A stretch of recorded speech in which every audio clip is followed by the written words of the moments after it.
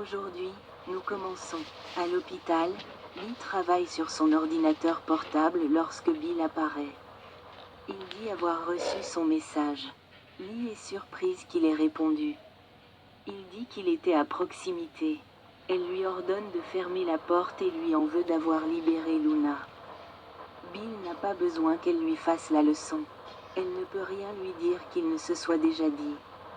Il admet avoir peut-être mal géré les choses avec Luna. Il est difficile pour Bill d'admettre ses torts, mais il reconnaît tout son pouvoir et semble comprendre qu'il n'est pas toujours juste de tirer les ficelles. Bill informe Lee de sa conversation avec Luna et de la façon dont il l'a encouragée à quitter la ville. Alors Lee espère qu'elle partira effectivement. Chez Forrester Création, Ridge est heureux que Finn reste fort face à Luna. Steffi dit que le fantasme de Luna d'une vie avec Finn ne sera jamais plus que cela. Ridge craint que Luna ne soit poussée à bout lorsqu'elle réalisera qu'elle n'aura jamais de relation avec Finn. Steffi dit à ses parents qu'elle n'a pas peur de Luna. Elle ne peut pas la laisser croire qu'elle a du pouvoir sur elle. Finn et elle lui ont tous deux dit qu'elle ne pouvait plus jamais les approcher. Taylor espère que Luna comprendra le message et quittera la ville. Steffi dit qu'ils ont été très fermes avec elle. Taylor pense que même une personne aussi dérangée que Luna comprendrait pourquoi, après ce qu'elle lui a fait. Il la voit la tenant prisonnière dans la cage.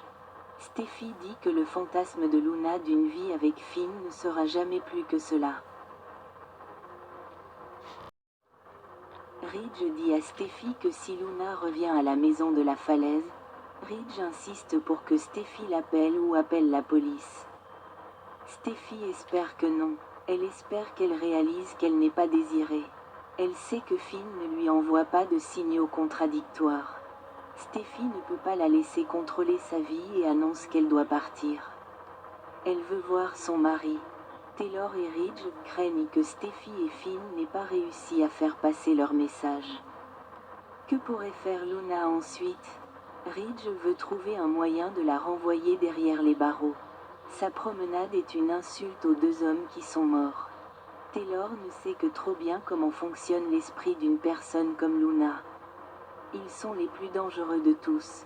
Ridge fera tout ce qu'il faut pour arrêter cela. Ridge et Taylor restent tous deux préoccupés par les mauvaises nouvelles qui pourraient se préparer. À la maison de la falaise, Finn répète que Luna ne peut pas faire partie de sa vie et l'exhorte à ne pas l'appeler « papa ». Malgré les protestations de Luna, Finn tient bon. Hayes s'énerve et sort en courant. Alors Luna se réfugie dans la cuisine pour rester invisible.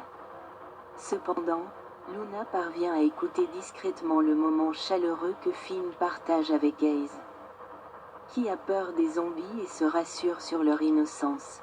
Luna pleure Finn, en mode papa attentionné, et entrevoit comment les choses auraient pu se passer si elle avait eu Finn dans sa vie plus tôt. Après le retour de Steffi, Hayes retourne dans sa chambre pour ramasser ses jouets.